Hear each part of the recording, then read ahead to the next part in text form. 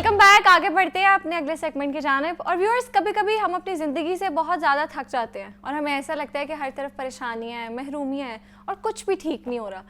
لیکن کیا آپ یہ جانتے ہیں کہ ہماری زندگی کے اسی اندھیرے میں سکون کی ایک ایسی کھڑکی بھی ہے جسے ہم کھولنا بھول گئے ہیں, اور وہ کھڑکی ہے شکر گزاری.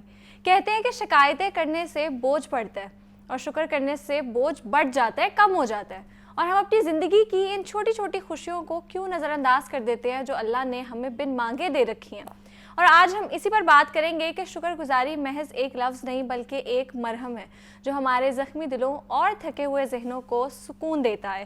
ہمارے ساتھ موجود ہے کاشف فراز. السلام علیکم, کیسے ہیں آپ ڈاکٹر صاحب؟ جی وعلیکم السلام. اللہ کا بہت شکر ہے, آپ کا موضوع بھی شکر ہے, تو ہر حالت میں اللہ کا شکر ادا کرنا چاہیے. بالکل, ایسے بہت پیاری بات کی آپ نے.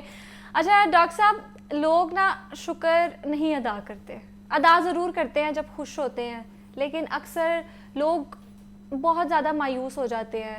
وہ ان چیزوں کے پیچھے بھاگتے ہیں جو ان کے پاس نہیں ہوتی, لیکن جو چیزیں ان کے پاس ہوتی ہیں ان کو وہ سیلیبریٹ نہیں کرتے, ان کے لیے وہ شکر نہیں ادا کرتے. اور اکثر کہا جاتا ہے کہ شکر ادا کرنا ہو تو اپنے سے نیچے کو دیکھو, لیکن مجھے لگتا ہے آپ اپنے سے اوپر کو بھی دیکھو, آپ کو بہت سی ایسی چیزیں ملیں گی جو آپ کے پاس ہے ان کے پاس نہیں, اور آپ شکر ادا کر سکتے ہو. تو سب سے پہلے تو بتائیں کہ شکر گزاری ہے کیا؟ جی بہت شکریہ. پہلی بات تو یہ, شکر گزاری کسی ایک لفظ کا, کسی ایک اصطلاح کا, کسی ایک ٹرم کا نام نہیں ہے. شکر گزاری ایک ذہنی حالت کا نام ہے, یہ ایک روحانی حالت کا نام ہے. یہ ایک ایسی حالت جس میں آپ آج جس دنیا میں میں اور آپ زندہ ہیں, تقریباً دنیا کی ہر نعمت ہمارے پاس ہے. بالکل ایسے. کبھی آپ سوچئے کہ جو مغل بادشاہ تھے, جن کے ہندوستان اتنا بڑا تھا کہ اس وقت اس کے 4 یا 5 ملک ہوئے ہیں, اگر انہوں نے کبھی دلی سے کابل جانا ہوتا تھا, ان کو 6 ماہ لگتے تھے جانے میں. آج آپ نے اور میں نے جانا ہو, جہاز کا ٹکٹ لیں تو 1.5 گھنٹے میں آپ پہنچ سکتے ہیں. لیکن بس کابل نہیں جا سکتے. کابل جانا بھی نہیں خرچ چاہیے, حالات جو ہیں.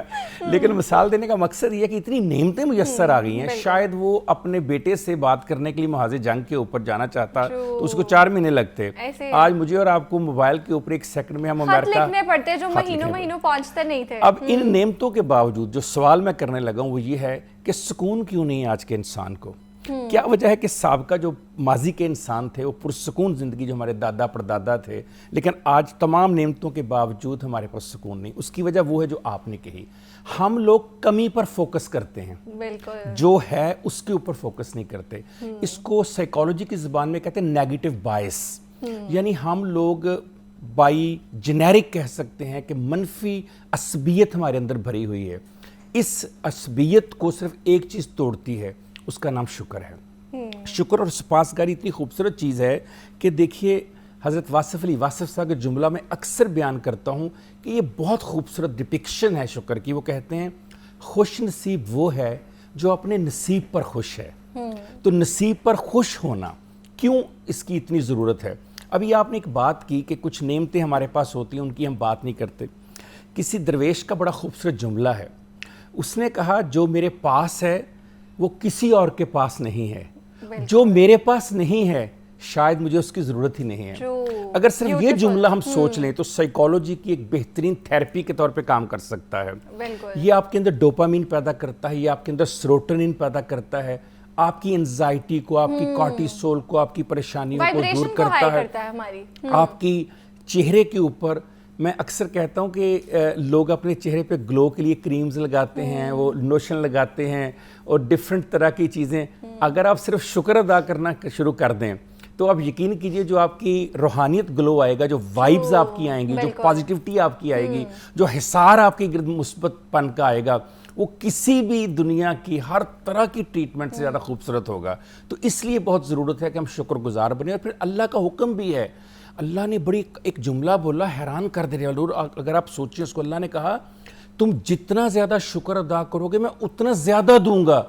یعنی اگر آپ کو لگتا ہے, جیسے آپ نے بھی سوال میں بھی کہا کہ کہیں ہمیں فیل ہوتا ہے کہ شاید کچھ نعمتوں کی یا شاید کچھ انعامات کی کمی ہے, تو دیکھو نا, اللہ نے تو بڑا اچھا آپ کو کاروبار بتا دیا, جو ہے اس پہ تو شکر ادا کرو, جو ہے اس پہ شکر, اس پہ ملتا جائے گا. اچھا جتنا شکر ادا کرتے جاؤ گے اس کی طرف سے عطا بڑھتی چلی جائے گی. تو عطا لینی ہے, شکر ادا کر دو, بہت آسان سی بات ہے. بالکل ایسے ہی. اور گریٹیٹیوڈ کو کہتے ہیں کہ میگنیٹ ہے. اور ایک بڑے پیارے انسان نے ایک چیز بھی کہی تھی جس سے میں تو ایگری نہیں کرتی, کہ سکون صرف قبر میں ہے, جو کہ سچ نہیں ہے. آپ کی زندگی میں بھی سکون آ سکتا ہے. تو جو گریٹیٹیوڈ ہے, شکر گزاری, وہ اس کو کہتے ہیں میگنیٹ ہے. جیسے آپ نے بات کی جتنا شکر ادا کرے اتنی چیزیں ملتی رہتی ہیں. لیکن جو لوگ بہت زیادہ کمپلین کرتے ہیں کہ میرے پاس یہ نہیں ہے یہ نہیں ہے, وہ کیسے اپنے اوپر ورک کر سکتے ہیں کہ وہ شکر گزاری کی طرف آئیں؟ ٹھیک ہے, پہلی بات تو آپ نے جو جس پر کہا کہ میں ایگری نہیں کرتی, اس پہ جملہ یاد آ گیا واصف علی واصف صاحب کا, بڑا خوبصورت جملہ ہے. انہوں نے فرمایا اگر تم چاہتے ہو کہ موت کے بعد تمہاری زندگی آسان ہو جائے تو موت سے پہلے لوگوں کی زندگی آسان کر دو. بالکل. تو اگر آپ لوگوں کی زندگیاں آسان کرنا شروع کر دیں تو اس زندگی میں بھی آپ کو اتنا ہی سکون ہے جتنا آپ کو مرنے کے بعد. اور ہم نے تو نہیں کرنی, ہم نے تو مشکل کرنی ہے. میجورٹی لوگوں نے, ان کا فائدہ ہو رہا ہو نہیں ہو رہا, انہوں نے تو بس دوسروں کی ناکامیوں پہ خوش ہونا. اچھا, اور اس میں تو چلو یہاں تک تو کسی حد تک بات سمجھ آتی ہے کہ دوسروں کی زندگی کو ناسکون پیدا کرنا. کچھ لوگ تو اپنی زندگیوں میں سکون نہیں رہنے دیتے, ان کے بارے میں آپ تو کیسے سکون آئے گا جب دوسروں کا سکون حرام کریں گے تو؟ اچھا, دونوں باتیں ٹھیک ہیں, دوسروں کا سکون حرام کریں. کچھ لوگ دوسروں کا سکون حرام کیے بنا اپنا سکون اس لیے حرام کرتے رہتے ہیں کہ وہ اللہ سے اپنے لیے گلے کرتے رہتے ہیں. بالکل, بہت کمپلیننگ ہوتے ہیں. کمپلیننگ بہت ہوتے ہیں. بہت خوبصورت بات میرے مرشد, میرے مربی, میرے استاد اشفاق احمد صاحب کی, انہوں نے فرمایا کہ ہم ہر وقت اللہ کا گلہ کرتے رہتے ہیں کہ اللہ نے پھولوں کے ساتھ کانٹے لگا دیے, یعنی کہ خوشیوں کے ساتھ غم کیوں دیے. پھر سنیے اور بہت انجوائے کیجئے. اس کو ری فریمنگ کہتے ہیں بیہیویئر ری اسٹرکچر سائیکالوجی میں. یہ ہم پیشنٹس کو باقاعدہ اس کی تربیت بھی دیتے ہیں. ہم لوگ ہر وقت اللہ کا گلہ کرتے رہتے ہیں اس نے پھولوں کے ساتھ کانٹے کیوں لگا دیے. کیا ہمیں ہر وقت اللہ کا شکر نہیں ادا کرنا چاہیے اس نے کانٹوں کے ساتھ پھول لگا دیے؟ ذرا الٹ کے دیکھیں, ذرا ری فریم کر کے دیکھیں, ری اسٹرکچرنگ کر کے دیکھیں. اور کاشف صاحب, میں انسٹا پہ ایک بڑی ہماری اچھی اسپرچول ہیلر ہے, میں کافی زیادہ ان کو فالو بھی کرتی ہوں. انہوں نے بڑی پیاری بات کی تھی 2 سال پہلے, میں نے سنی تھی کہ ہر تکلیف کے ساتھ آسانی ہے اور ہم تکلیف پہ فوکس کرتے ہیں, ہم آسانی پہ نہیں کرتے. تو اس لڑکی نے یہ بات بولی کہ جب میرے میں بہت برا ٹائم آتا ہے نا, میں ایکسائٹیڈ ہو جاتی ہوں. تو جو ساتھ انٹرویو کر رہی تھی لڑکی, اس نے پوچھا کیوں؟ کہتے کیونکہ اس کے بعد مجھے آسانی ملنے والی ہے, تو میں بھول جاتی ہوں کہ میرے اوپر کیا تکلیف آئی تھی. And I started following this thing, اور مجھے ریئلائز ہوا یہ چیز آپ کو کتنا زیادہ سکون دیتی ہے.